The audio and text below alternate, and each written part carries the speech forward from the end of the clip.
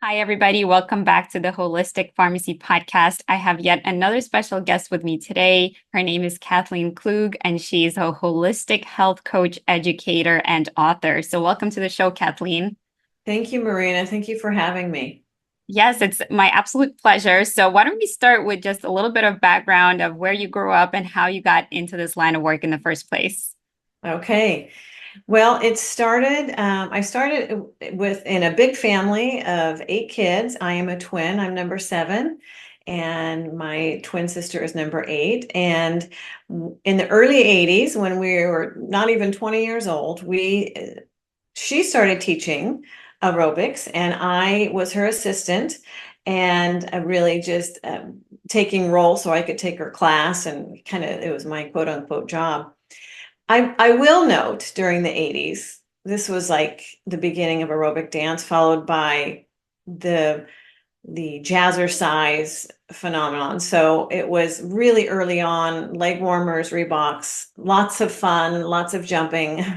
And um, just a note, my sister actually won Miss Fitness USA in the 80s. So yes, so she was, a big teacher. And a couple years later, I started teaching also. And over the next 35 years, I was teaching group fitness in different formats, from kickboxing to step to cycle to strength. I also had a studio up from my house for personal training for about 10 years. I got my degree in addiction studies and worked in the drug and alcohol field in early prevention and education for several years. I got married and I had a couple girls, so I raised them. And I went to the Institute of Integrative Nutrition, which I loved that program because it was really addressing wellness in the integrated body, mind, spirit way. So today I am a health coach, an integrated health coach, and really helping people identify their health, not just in their body from what they're eating to their movement, but beyond the body into their mind, from to their thought patterns and the thought patterns that are productive or unproductive, to their spirit and their sense of belonging and hope and joy. So really helping people identify how to get healthier in a more integrated whole way. And I also have the great opportunity to work with a medical group here in their weight management program, which is a year and a half program.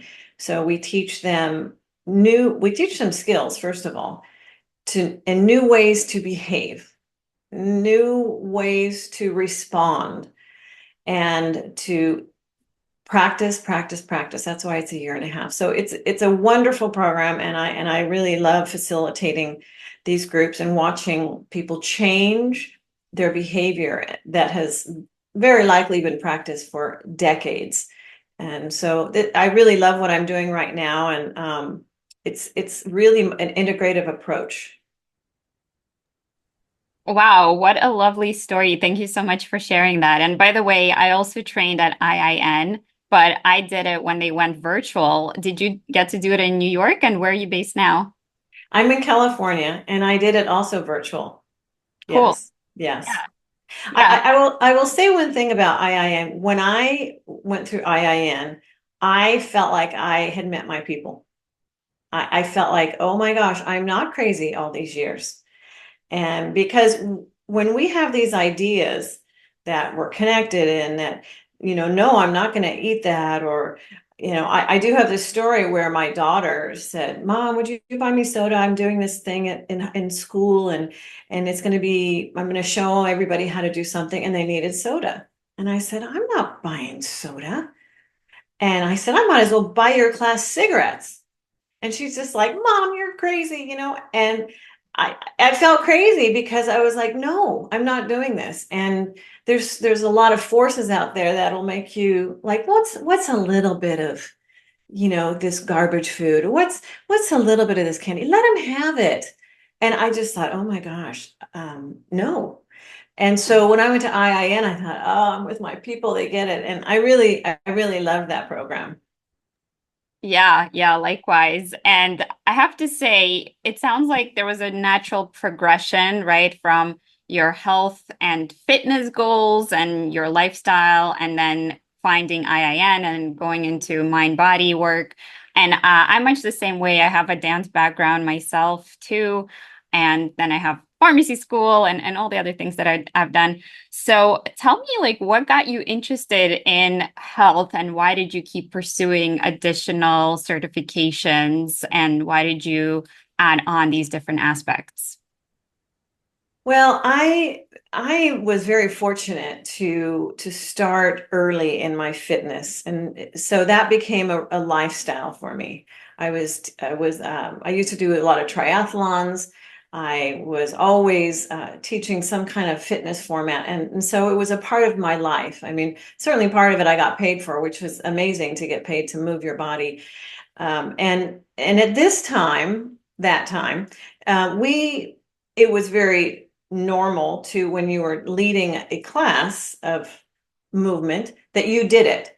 Now, I know that's even evolved. You know, people will, if they're teaching cycle, they don't even have to ever sit on the seat, and it's more of a coaching. But that's what we did, and so it was a part of my life. It was just a lifestyle, and so then I got into my own season of other sports and triathlons in particular. And then I did my own healing. In my 20s, my mid 20s, I had a breakup, and there was a lot of things unknown to me that were coming up. And I tell you, our bodies know. Oh my gosh. I didn't know in my head, but my body knew. And it was expressing itself in a really vulnerable way. I mean, people would say, "How are you?" Like they meant it, like, "How are you?" They'd look, and I would just cry. And I'm like, "What is going on?" And so I went to therapy. So grateful to do that. And I really discovered that I had a lot of stuck emotions and a lot of unforgiveness that was really keeping me stuck.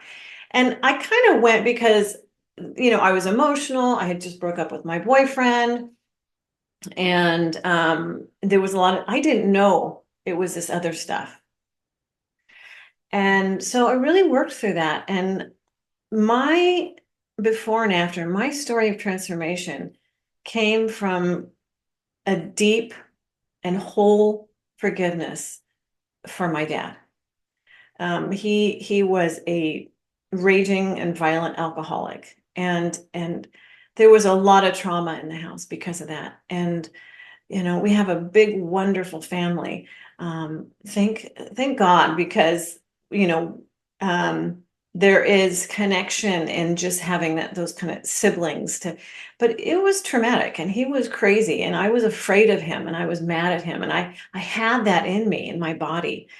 And I became free of that, and that's a story actually I do share in my book. But he did get sober, and I got to talk to him as a sober man. I cried from my belly, and I knew it was this little fearful girl. And I just said, I don't want to be mad anymore. I want you to say you're sorry. And I couldn't even talk. I was crying so hard. And he just sat there and he said, I'm sorry. And he didn't make excuses. It was so healing. I was different from that moment on. And I didn't even know how stuck I was until I wasn't. So in my 20s, I'd learned that, wow, health is more than just running and swimming and, doing weights. It is our whole body, mind, and spirit. And so it was a real spiritual transformation for me. So I experienced it. And then working with people all these years, hearing how they talk to themselves and how they sabotage themselves, and how I just thought, no, we have to change this. And so it was a really natural movement towards this holistic approach to what health, good health, loving health, whole health looks like. So yeah, it was just a very natural movement. I'm grateful for everything. I know that nothing we do is wasted, and so all of that was used in a mighty way, and I'm really grateful for it all. Yeah, thank you so much for sharing vulnerably with us. And I have to say, I can also relate. I had a very similar experience in my mid-20s when I was graduating pharmacy school. And at that point, like everything changed. And I also broke up with a boyfriend of a long time. And my body started showing signs of my discomfort and my pain because I actually wasn't processing my emotions and I wasn't really resolving things. And so my body spoke to me like in that way where I had diagnoses and weight gain and PCOS and lots of acne, like all these kind of diagnoses came out of nowhere. And I started unraveling my own, traumas and all of my patterns and things like that. And now that I'm an entrepreneur, there's also a whole level of spiritual growth and personal development and healing that I'm going through daily. So I really resonate and I'm glad that you brought that to us and you were open about that. And if you wrote about that in your book, I'm sure there's a lot of good nuggets in there as well. And I even wanted to ask you about what made you take that alcohol and addiction counseling, and now that makes so much sense. So, what does that bring to your work that you have that level of training and you have that understanding of trauma and having lived through that? How do you apply that into your work now? Maybe what I bring is hope and faith, because I do believe I remember in the program my dad was in that kept him sober, got him sober, and kept him sober. They always said there was a hope test. As long as you're breathing, there's hope. And I loved that. I love that line. And really, I do believe that. I believe that we have the capacity and the possibility to heal. No, it's never too late to heal. And so, and there's hope for all of us. And whatever that might be, I also have faith, deep faith in everything is used to serve, to love, to understand, for compassion, for empathy, the hard times, everything that we go through, and then find our way through to the other side is used. Now, if we stay in a victim mode, no, it cannot be used other than to show people what you don't want to do, which is also valuable. But I have a lot of faith in people, and I have a lot of faith in the process of healing. And I know that I believe in the people that come to me, certainly at the beginning, more than they believe in themselves. And that's, I think that's a strength of mine. I see so much potential in people, and I feel like it's a big part of my job to help them see that for themselves, and that they know anything is possible.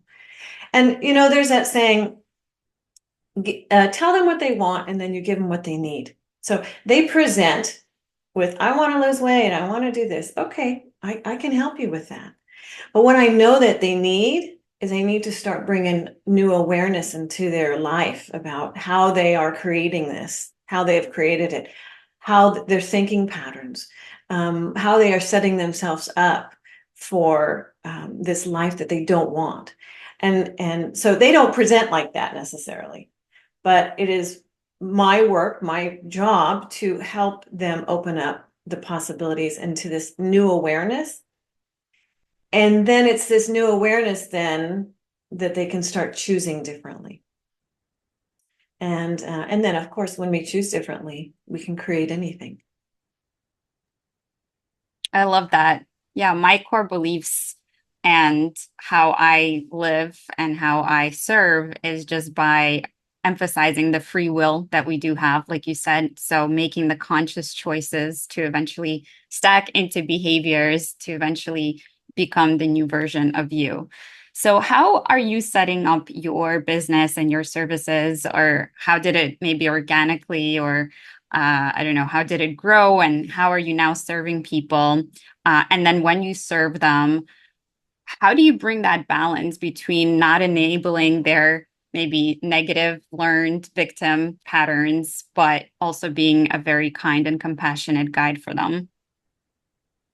Well, what I know people need to do is, and this is what I walk them through. So first, it's the assessment.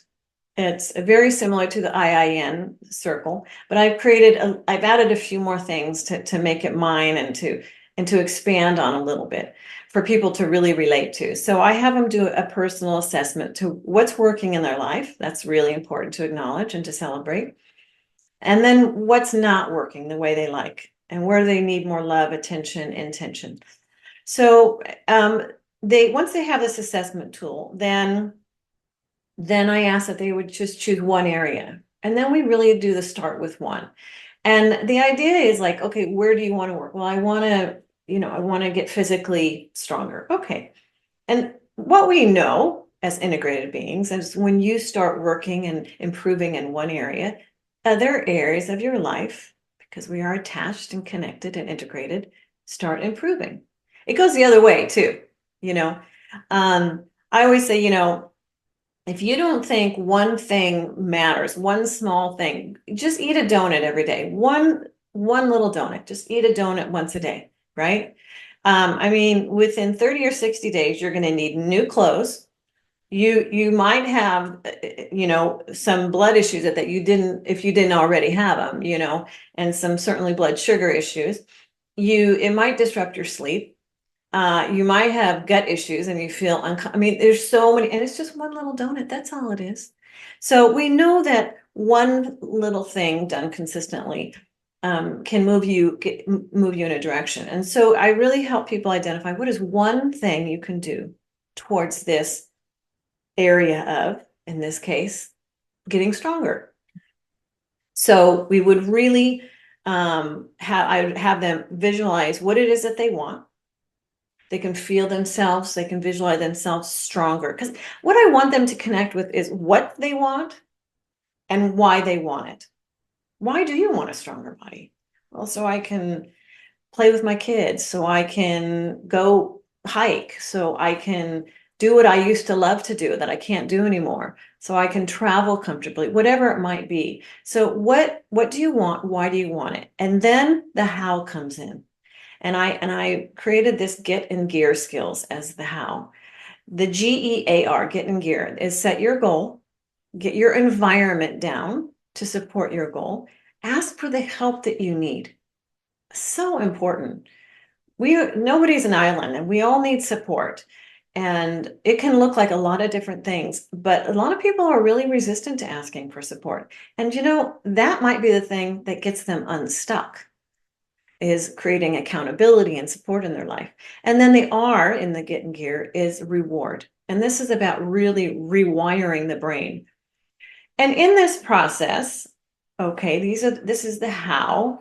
So the how is, I want to get strong, and this is why.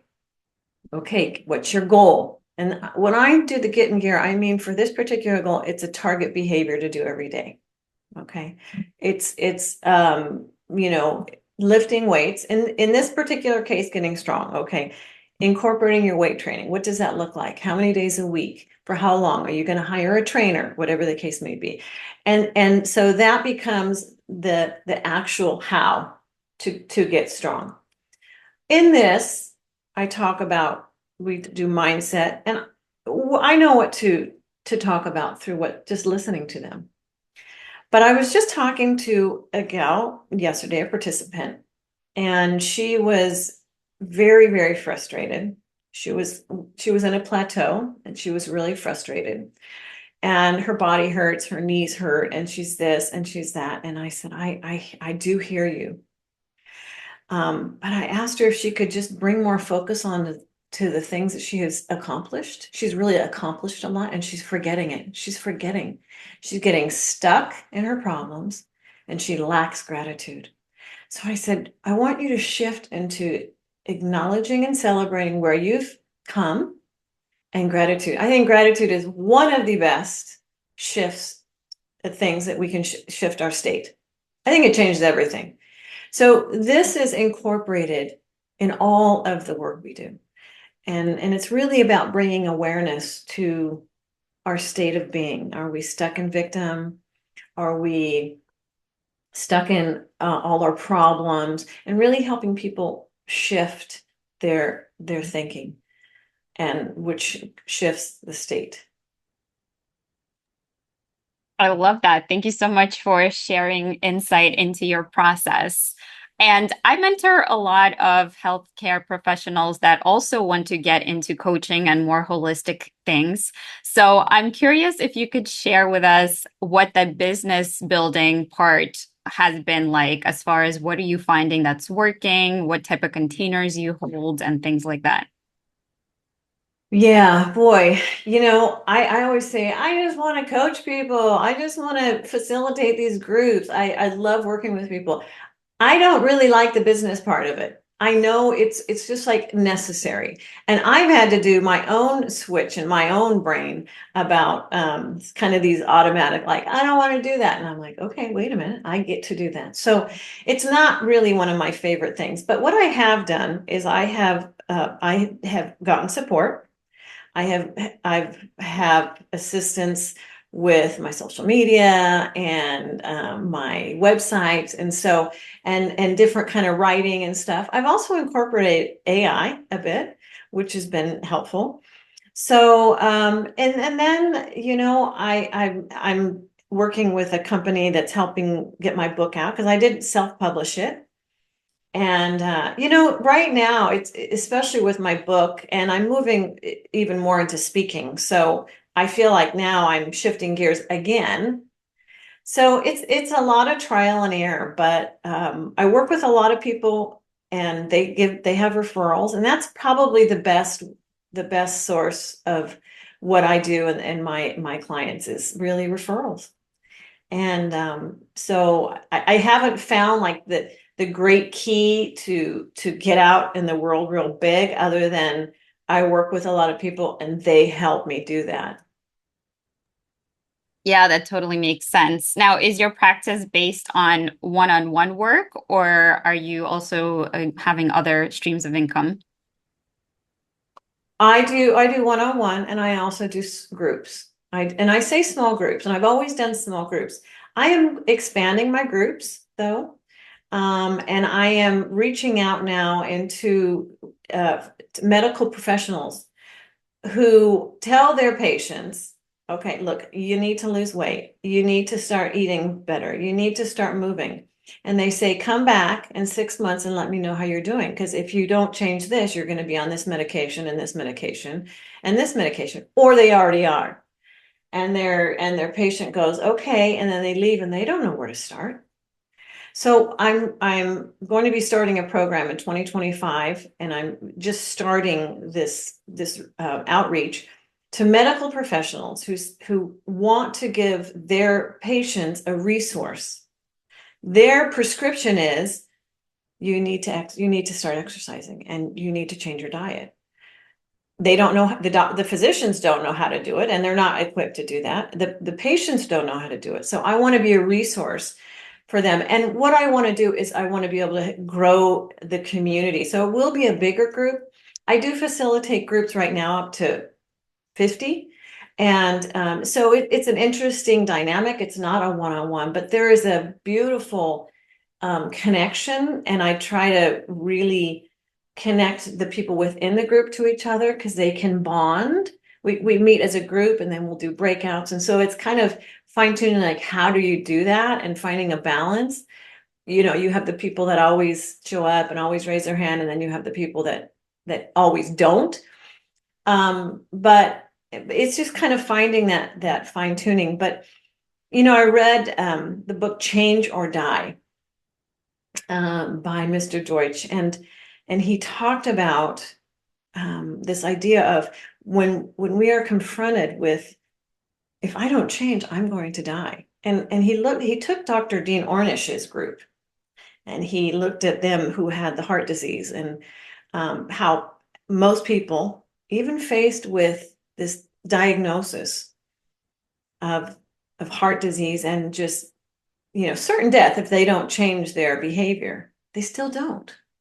So Dr. Dean Ornish had this group, and he's like, we got to do something about that. What works? And the secret sauce is connection, accountability, community. That is what makes the difference. And so this is what I'll be providing now in a bigger way, specifically to referrals for these health professionals. Yes, I love that model myself, and I've been helping my students get those connections too, and that's been working really well.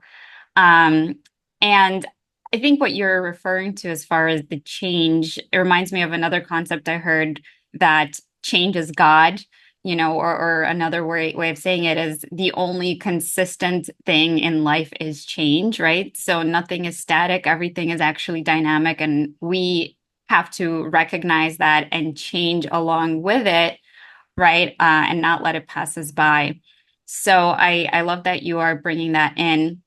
And I'm also noticing, the climate that we are in, we have so much accessible information, and there's so much coaching and programs for coaches popping up, both for learning the skills and for business, right? And now it's like this age where all of this information is accessible. And at the same time, as we learned in IIN, the theories like of the healthiest diet, for example, it's not even set in stone. So despite all this availability of all this information, we are more confused than ever.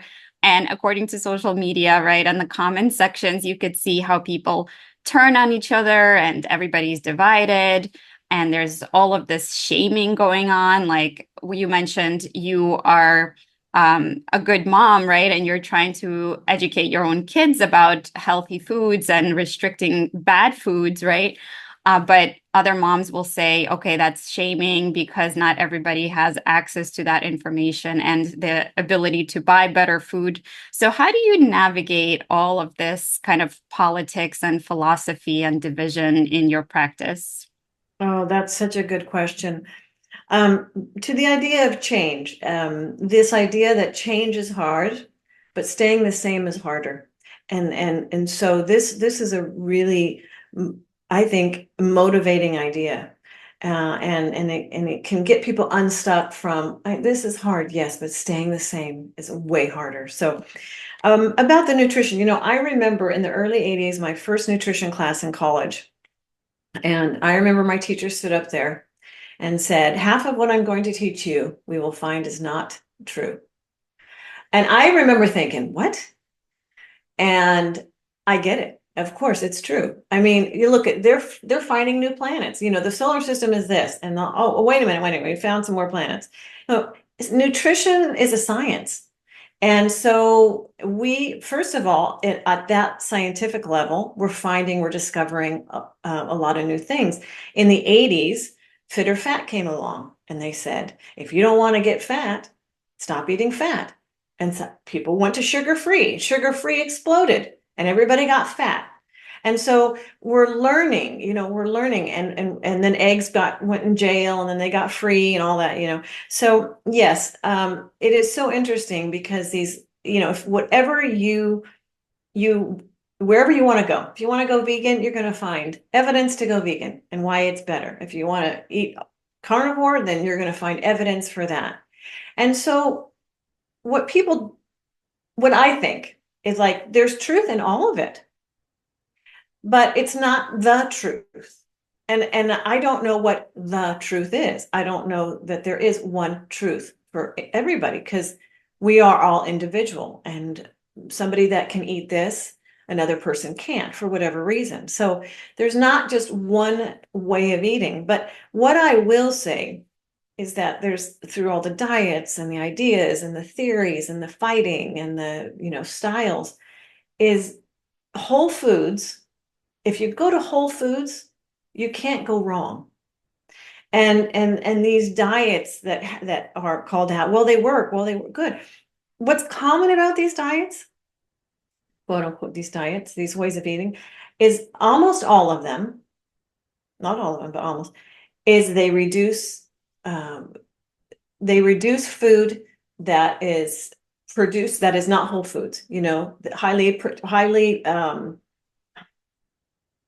Processed. processed foods. I was saying highly processed foods. And this is just part of what they do. They say, no, don't do that. Well, yeah, that's what we want to do. So how I walk people through when they're saying, well, what about this? And what about this? And, calorie restriction and all meat and all that.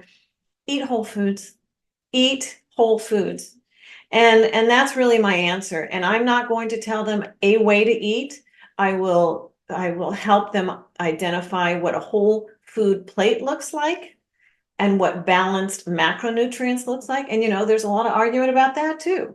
You need this much protein. No, you need this much. No, we can't. And so just eat whole foods. And it is so bio-individual that people have to experiment. And it's kind of the art of finding what works for you. So I think it's just that stick with whole foods, find what works for you, and just trust that you don't have to follow somebody else's prescription. Yeah, that's such a great answer. I often also say that whatever you want to find in the literature, you'll find, you'll find the basis for your argument. And that's why science is only as good as the questions that we're asking and what we're publishing. But really, like you said, they're going to find a way to put the data in a certain way where it just meets somebody's goals, perhaps. And then the other person I always quote is Michael Pollan, eat real food, mostly plants and not too much. So I also try to find like the closest to the universal truth as possible, and present that as my leading argument or my leading kind of foundation of what I'm going to be teaching people and helping them develop for themselves. And my final question to you is really about the motivation, right? So, what really keeps you motivated and inspired to go down this work? Because this is not a very conventional path. And what keeps you going? I do believe this is my message in at this time. I really am inspired in my spirit, and I have such a conviction about it. I have kind of grown up with this, and I think that everybody kind of knows this or knows a lot about it, and they don't. Um, and so I am very inspired and motivated because I believe that this is my message. And my message is there's hope for health and healing. And right behind me, you see the word grace. Grace covers it all. Grace and self-kindness for ourselves. And we are learning and changing. And if one is willing to come to me and work with me because they want change in their life, I'm so proud of them.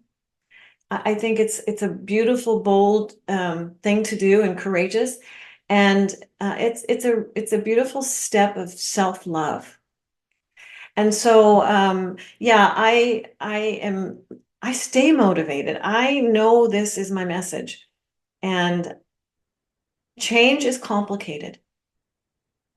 And yes, it can be hard, but like I said, staying the same is harder. And so I'm here to help people claim their health and regain the hope that they have that they can live the life that they want, covered also with grace as we learn and as we make mistakes and we bump and we fall along the way of change.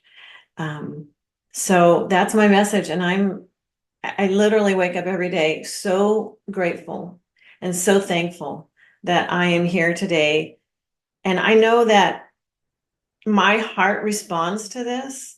I mean, when I finish a group and I just know there's something so, for me, it's a spiritual thing. I mean, I come home, I tell my husband, oh my gosh, I just love what I do. And because, it's about connection with people. And it's like when people's eyes open up and you can serve them in a way that changes something in them, that brings awareness. that is a thrill to me, and it's such a privilege to do what I do. So I really stay quite motivated. Wow, such powerful words. And I'm just getting chills because it Mm. hits so true. And I'm sure your clients are also thankful and grateful that they have such a wonderful guide helping them through their challenges and making those difficult changes as we've been talking about. And I also have to comment, you're just such a beautiful person inside and out. Like your skin is glowing, you're so Mhm. youthful, your lips are perfect, your teeth. Oh, I mean, thank yeah, you. you must be doing something right, right? And that's how you draw people in as well. Well, thank you. It's funny, and I appreciate you saying that. I think first of all, too, is it's our energy. We extend our energy out, and that is something that I pay attention to for myself. And gratitude resets me, prayers resets me. Really connecting with my mission resets me. So I want to be that. I want that to come out, and thank you for that. I tell you what. Um, I have no makeup on. I do put lipstick on because I'm like, lipstick will do wonders. And I have, you can see I do have gray hair. And I feel like right now, and I have for many years, as my body has been changing with age, I'm 60. And I'm like, you know what? My job is to really work on this deep self-acceptance. And part of how I do that is I just try to show up as I am.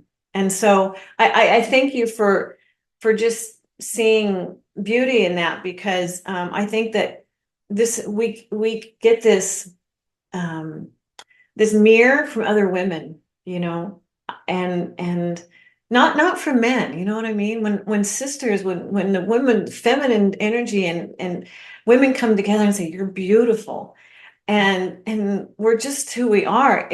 There's even more energy. So thank you for that. I appreciate that.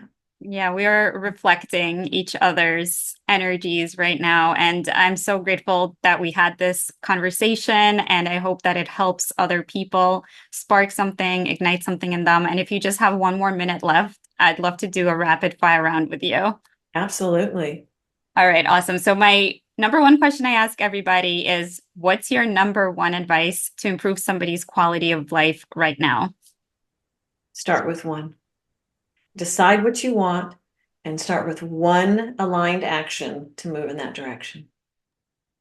Love it. Question number two is, what's a fun hobby or pastime that you have?